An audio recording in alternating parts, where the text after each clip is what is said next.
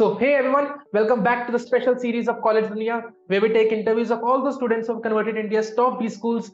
Today, we are moving towards IIM Nagpur, and from IIM Nagpur, we have alumni Naveen. Naveen, welcome to the series, welcome to the show. First of all, Naveen is from the 22 pass out, and Naveen, welcome to the series. Thank you, Chaitanya, for inviting me. It's nice to talk about college life and whatnot again, and I hope questions around that too.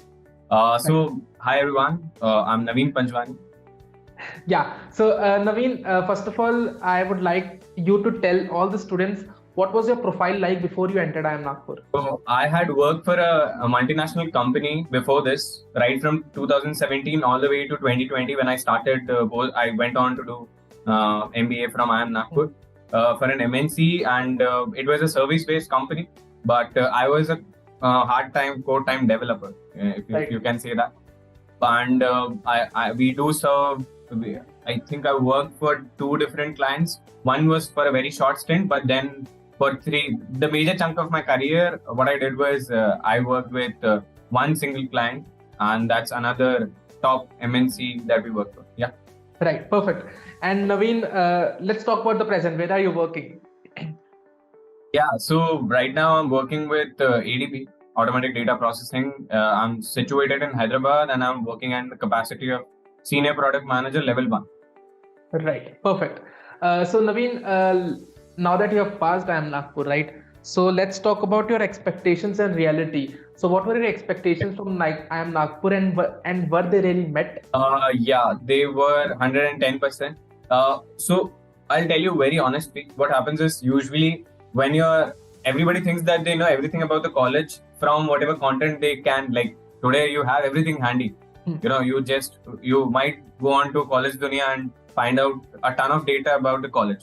But at the same time, what happens is like XYZ, another MBA sites, you talk to alumni, but you get the real taste of college only when you enter it. That's the brutal, real honesty of how that turns out. So for me, it was all about talking to alumni before we entered, and also seniors. They are very proactive. Usually, the admission cell is the first point of contact in every college you enter in these leagues of colleges. So my experience going in was, and to be honest and frank about here, I am part Corona batch. The term that's usually used around here. So the first 2 semesters were really tough on us, but at the same time, blessing in disguise. I never thought that this could help me in future. The online adaptation of using technology, being in sync with all the new products that you need to have your hands on, because when you go to corporate, you will be dealing with the same day in day out. Okay, and what else do you look at? You look at ROIs, you look at placements. Like everybody, money is the first thing that usually people start to look at. If you have to take a loan for 20, 25, 30 lakhs, but for a span of 2 years, and you're not going to be working for those 2 years, remember that. So the opportunity cost that you're giving up plus the loan amount for a majority of student, you have to be really cautious about where you're entering, what college are you choosing for. So everybody did their due diligence, so did I, and this was the best amongst the call that I had. This was the best shot that I had amongst them. There were others as well, but they were in the niche. So IIM Nagpur, I started off really well. I am any which ways a little extroverted. Right. So it was a breeze for me to actually get into the online medium as well, get acquainted to it. Other than when I actually entered the campus opened up eventually in the 3rd semester. It was very near to the real, I would say. Around faculties, around infrastructure, around the food, around the people that you get. And one recommendation that I would have is do look at the admission criteria. What happens is you would be able to judge your batch, like the batch you might be entering into the college, just looking at the admission criteria. So what do I mean when I say this? If there is a very high affinity towards work experience, okay, like you get extra points for work experience. So you can very well understand that the batch you'll be entering it will have like a bunch of a majority when I say more than 50%, that might have a good work experience. Okay, like a good quantum of work experience, like 2.5 years, 3 years, 4 years. You're looking at that range. Okay, so any criteria that you pick out of that admission criteria, you'll be able to decipher your batch as well. Right, perfect. So Naveen, you mentioned two things, Corona and alumni, that I want to focus on. So let's first talk about Corona. So as you mentioned that you were a part of the online batch, right? So don't you think that some of your personality development were left out because you were not able to converse physically with other students and with the faculty? That is partly right. I would totally agree to it, Chaitanya. Hands down, face-to-face experience in a residential program. It's called residential program for a reason. Right. But at the same time, I would put it this way. Now you see it. I myself work in a hybrid mode. Okay, we are talking on a Zoom meeting right now, for that matter. So how are we so fluent in knowing that our pitch is okay? Are you audible or not? Is your video visible or not? Are you looking as presentable as you would want to be? So 4-5 things that transpired during Corona were very, very beneficial.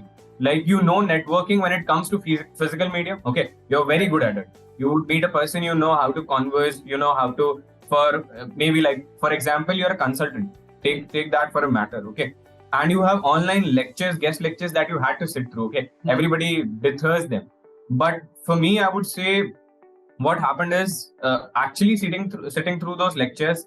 Consider this an opening for consultant, okay? If I tell you to research about Indian Olympic Federation, okay, association, and consult me on how do I improve the overall sports environment of the country. It's a very different field from somebody who comes from an IIT background, hypothetically. Okay, but if you put that habit into place of sitting in an online guest lecture, actually listening to what guest is saying, I would agree that not every lecture will be like on top of like an APJ Abdul Kalam delivery. But at the same time, what would happen is you hear what they are trying to say, you would find something or the other that's useful to you, and at the same time you would have this good habit of asking good questions. So those two things, and sitting through those online lectures, is one thing in itself. So that actually helped a lot and added to the overall experience. So the work that I do, hybrid work, and the degree that I had, hybrid, kind of like the first 2 semesters out of the 6 semesters, the trimester system it being, I was exposed to full-blown online, lectures, and I had to do everything through my laptop. So that's one major takeaway that I had. So it worked fine for me. Right. So Naveen, I think you were lucky enough that you were able to enjoy both the hybrid mode, right? But let's talk about the online MBA. Is online MBA worth it from even the big colleges like NM, IIMs and all? I wouldn't comment on any college specifically. Right. Like, I'm not sure of the courses that they offer. But at the same time, what happens is, if those are very, very helpful for somebody who might not have the financial backing, the time, or the situation to do a full-blown residential program, they might have good outcome out of it. If you want to jump some executive ladder that you're stuck at, okay, and it demands that you need a degree for it, okay. So an online mode of prep does help, but at the same time, some of the courses that are offered are dual type of courses. Like every college is trying to come out with courses which are part weekend lectures, part online lectures. So that is helping you to actually put you into the system, see how it works, see how actually people around you work, who comes from like what not background, and at the same time have the cadence to attend online lectures at your own will and convenience. So they have their own benefits, but at the same time, they are nowhere in comparison to residential programs, 100%. Right.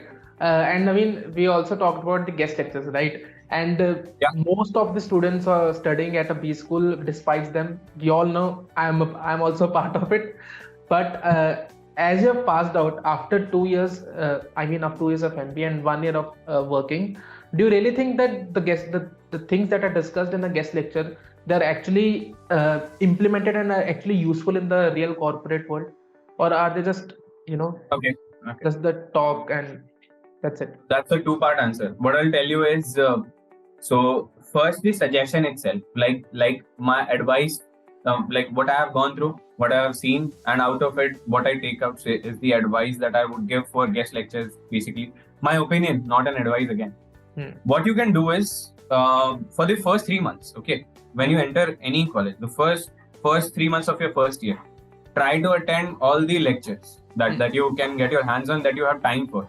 So the benefits that I reiterated like 5 minutes back will totally transpire your thinking pattern.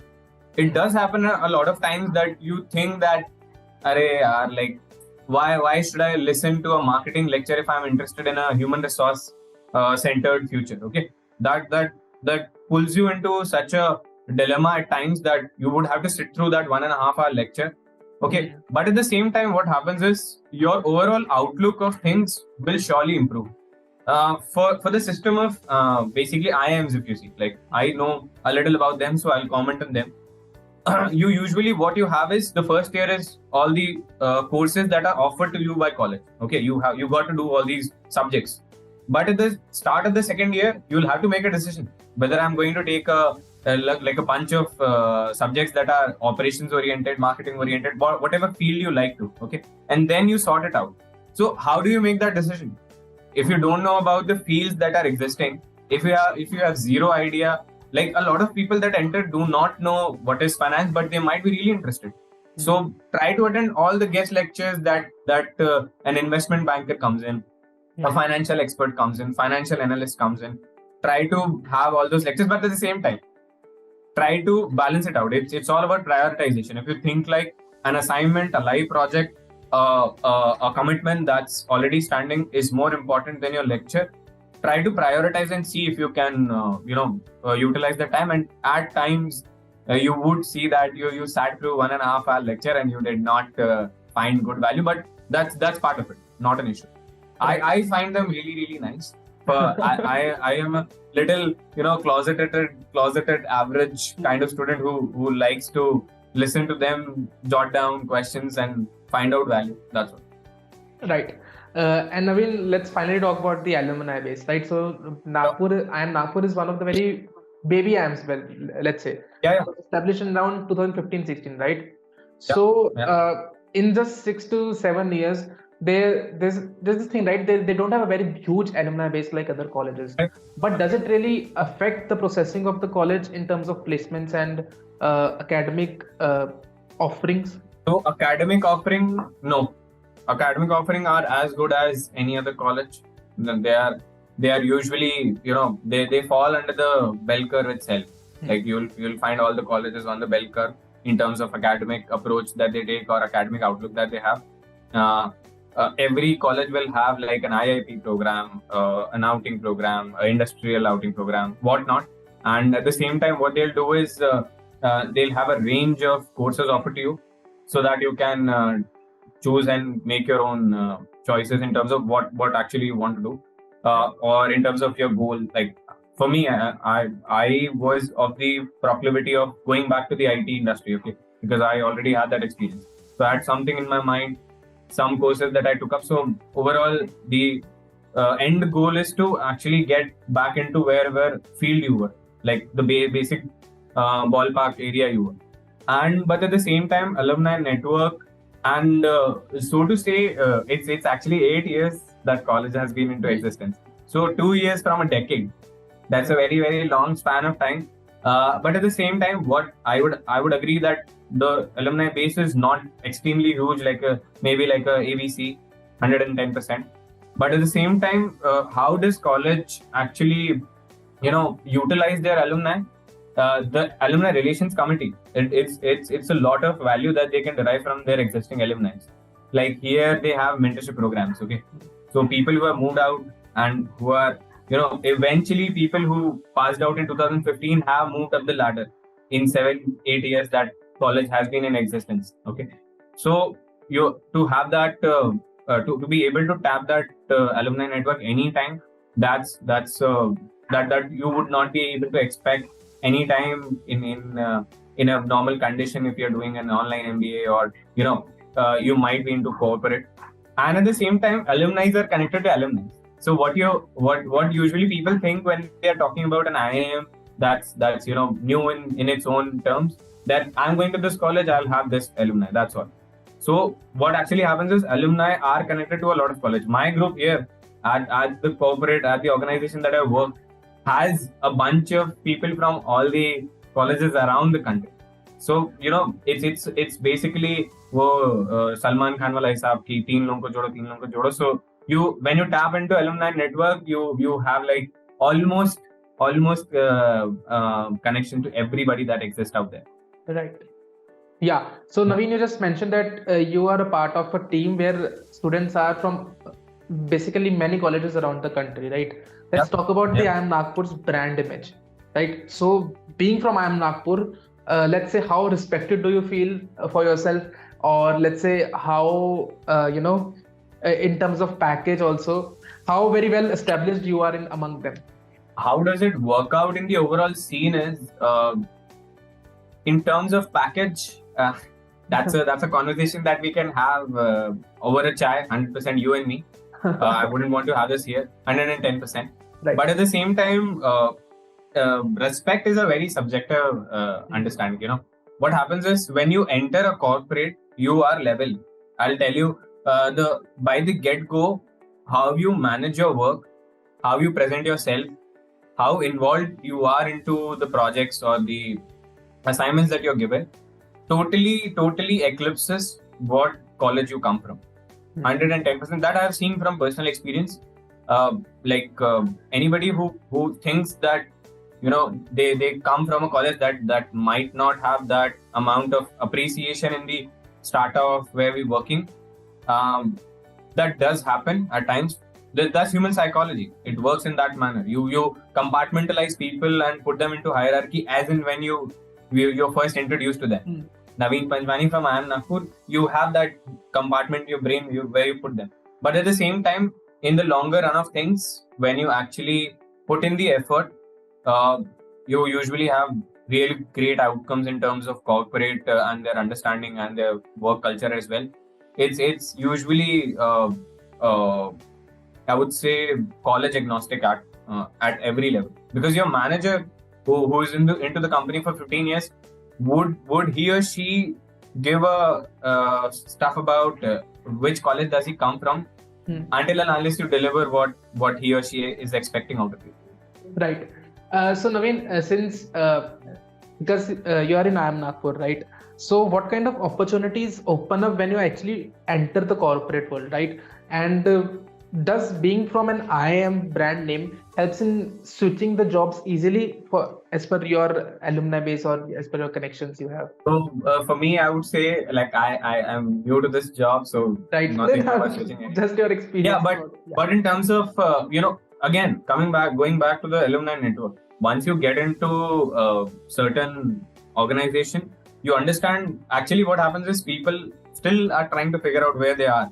If somebody gets into a very core financial role, or maybe like a core marketing role, or maybe like a core operations role for that matter, okay, which is very, very niche. They wanted it to do from day one, the get-go. They actually landed up a job. But what does happen is at times, at very fringe time, it does happen is there are fringe cases where you would feel like I did not want this exact thing maybe. I wanted something else. So what happens is, because you are into that pool of top MBA colleges, you have some leg space to actually, or wiggle room to actually go around. Right. So if you feel like I want to go into product management, okay, like somebody who's in some core financial sector maybe, like, okay, but he or she does want to come to like a very, very IT oriented job, okay, like it's all about technology. So that switch would be easier because you already will have people, 110% will have people who are into that organization already. Okay, they have been in those streams of work already. So they would be able to help you better in terms of creating the base. Right. Okay.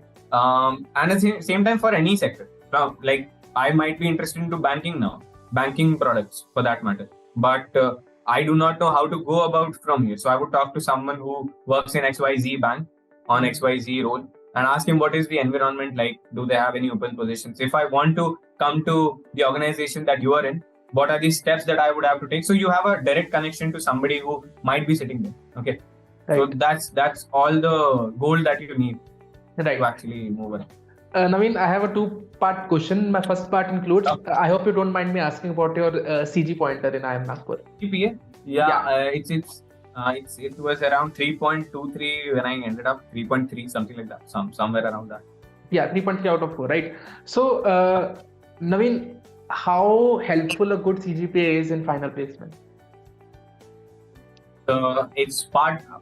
What happens is you look at CGPA as a number. Okay, I just told you XYZ number 3.3. Okay, for that matter, what happens is you look at the end goal, you look at the end number, and you try to derive value out of it. But what actually transpires throughout those 2 years is to get to that CGPA, XYZ CGPA. Like what you're talking about basically is, should we put more effort into academics to get to the certain point? Okay, so in generality, I would take that question in that manner. So the amount of effort that you put in to get that CGPA will help you in development of skills and effort and character that you might not have envisioned if you looked at it at just as number, just as a standalone number. So you might have to do like a very good assignment. You might have to burn the midnight oil to just get through one small PPT that might be irrelevant to the whole class that's standing in front of you. Okay, a very small case presentation, but that takes you long way when you actually have to put efforts into corporate. Okay, even in interviews, they would give you a lot of times situational questions. Okay, how do you come about situational questions? Like for a factual questions, a set of factual questions, you would easily answer them. If it's like a yes or no, you would know it or you would not know it. There is no two way about it. But a lot of times, for a lot of jobs or a lot of openings throughout the sectors, you would see situational questions, and those are answerable only when you actually have some command over how you actually process information that's being given to you. Okay, how easily can you go to the depth and the breadth of it, like make a T model out of it. Okay, so that comes out of if you have put like good effort into academics. So that's important. And at the same time, second thing, the only thing that I would mention is, if you are able to manage good academics with co-curriculars, you are already a good manager. Right. That's all. And Naveen, my next question might be a little controversial, but whether the topper of your batch scored the highest placement? I would refrain from commenting it, but it does happen that it helps you. It helps you a lot because you have put in the effort and hours and effort into it. So you surely, if you don't end up on the top of the ladder by any means, by any chance, you would surely get there because you have that motive or motivation to perform your best. Academically performing best is a big task when it comes to colleges like these. You have cutthroat competition when it comes to academics here as well. Everybody wants the best out of whatever they are doing, whether it be curriculars, co-curriculars, academics, sports, network, alumni, anything that you pick out of these colleges, you would try to perform best. So eventually you have that engine into you now that I can work hard if need be. If I have to get a promotion, get a raise, hike, switch, whatever. Right. But Naveen, what happens sometimes is that you are not that lucky enough. Even if you're the topper, you might not get very high placement, right? But don't you think that somewhat downplays or demotivates the student in getting good marks eventually? I haven't seen that case as of yet. Right. Like people who barring me, I am not very highly academically pronounced, but at the same time, people who really are into academics, they would not give up their overall passion for doing it, for being at the top. It's also at times what happens is you have to manage your expectation in terms of what is the outcome again. So if you feel like what I would say is, let's put it this way: if you came out of a sector, okay, like example, you came out of sales, okay, you were deep into sales for 2.5 years, 3 years, XYZ years that you work for, and you now want to switch to a finance role, core finance role. You want to go to research, financial consulting, okay, and risk analysis and whatnot. So you have zero idea about how do you go about it, okay? So what would be your focus when you are entering? Your interviews will come 1.5 years from now when you have entered the college. Okay. So the only area of focus would be your academics. That's the best you can do to actually acquire all the knowledge you can. Okay. And when we see academics, we put academics also into a very small bucket. Academics in college, no, it's about certifications, it's about live projects, it's about CFAs and CAs and whatever professional degree that you might want to, like a diploma in marketing, in semiotics. There are n number of degrees that are standing out, diplomas and certification courses that you can do. For product management, you have number of courses that are standing out there. So that also, eventually amalgamates into academics. So if you are of that thought, so I just gave you one use case here. There might be many for somebody who might want to justify their academic outlook. Yeah. Right. Perfect. So Naveen, what was the best thing about IIM Nagpur? I'll have to take a memory lane. I'll have to take a walk down the memory lane. I used to love the diversity of batch, the mix of batch that we had. I'm not even exaggerating it when I say this. Even when we are a new generation IIM, even then the batch mix was so nice. I got to talk to people from pharma, which I had pharma sales, which I had no idea about. I got to talk to CAs. What actually transpired? Everybody sees the CA system outside their own. They have somebody, some friend of friend, relative doing it. But when you actually see how they actually function, so every diversity that we had people who were running businesses on their own, websites on their own. They had their own social media companies on the sidelines. So it does happen that you would see. I saw a great bunch of people, and also what happened was the infrastructure is really nice. I can go about days speaking about it. I was lucky to be the campus. That's the new Mian campus that they have. It was a joyride. Like it's so vast, so open. They have so many things that you can go around. A full-blown sport complex was one thing that really enticed somebody who's living there. Hostels are you would fall in love with the lawns, the hostels, the walkways that you have. Even the academic blocks are really, really nice. So again, I would go gaga about infrastructure day in, day out. And apart from that, opportunities that are presented to you in terms of whatever you want to do. They have a ton of committees and clubs. I was part of one of the SIGs that eventually turned into a club, and I had no idea about how small clubs and committees that function in college have such a big impact. They can make a big impact overall over the batch for a college in terms of how they function. So those three things, 110%, the overall outlook, the overall opportunities that they provided, infrastructure, and the people that I was with. 110%. Right.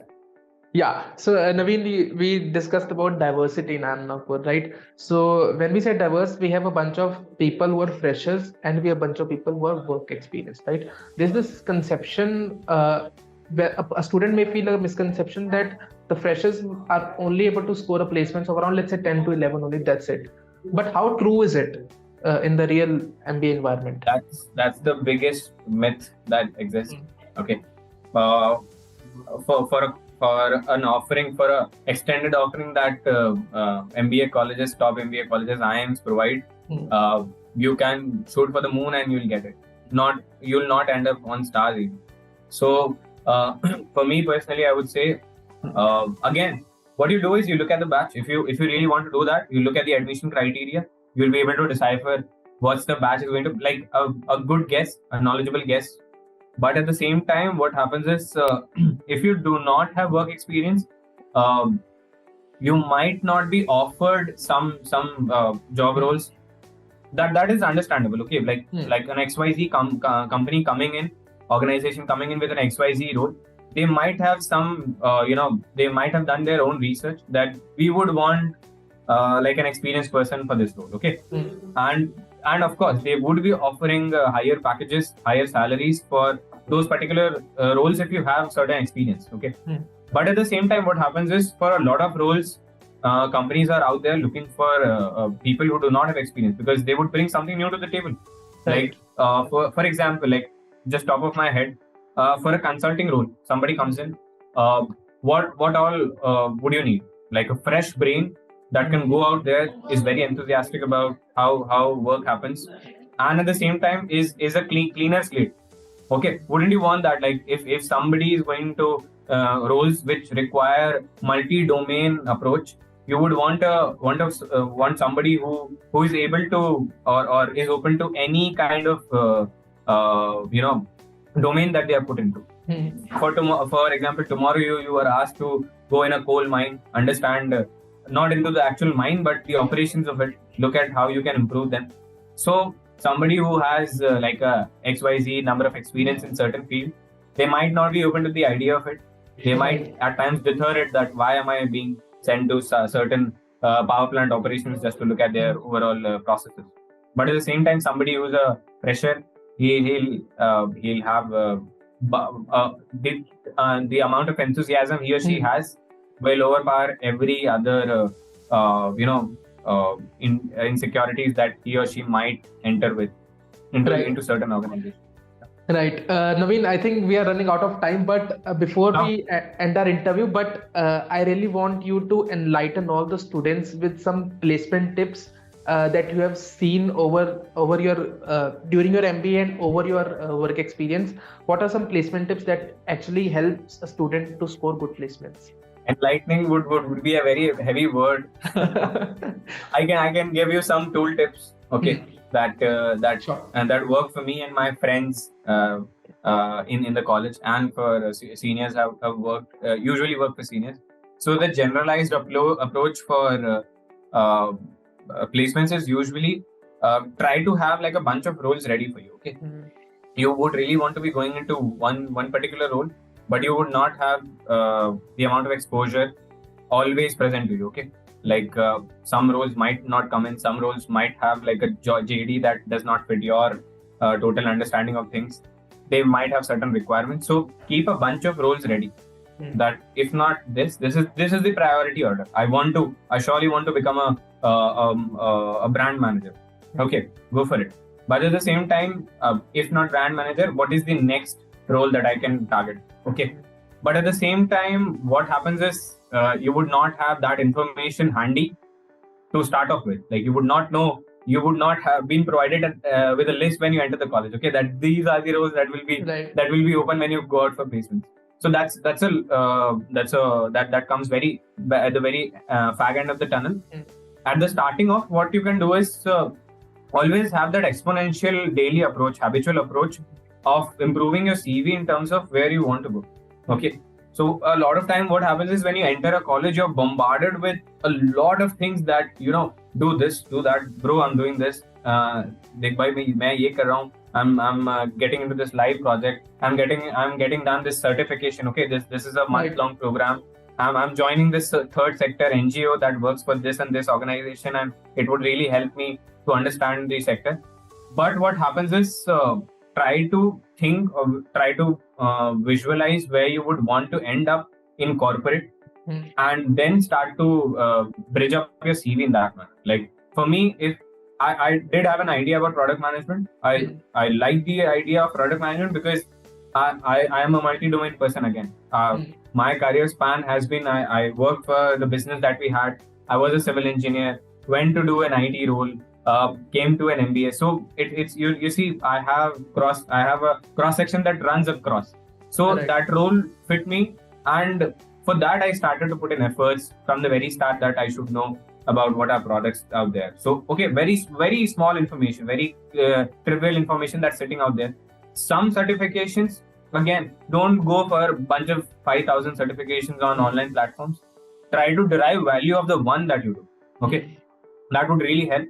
And for placements, do keep talking to alumni. We say we tap into an alumni network, we talk to seniors, but you really don't.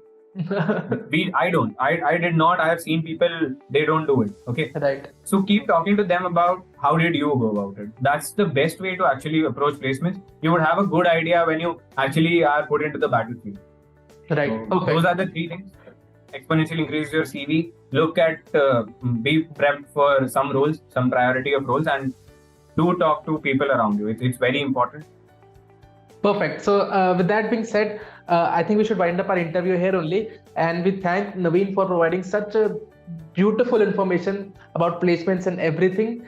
And to all the students, we hope we were able to add some value to your preparation as well as getting finally ready for the MBA. And if you like the video, share with your friends, subscribe to the channel Collegedunia MBA, and spread knowledge. And to Naveen, thank you so much for doing this, and we appreciate it. Thank you so much, Chaitanya. It was really fun, nice to go back to 2 years back, 3 years back, 5 years back, whatnot. Thank you so much. And Thank you. yeah, all the best.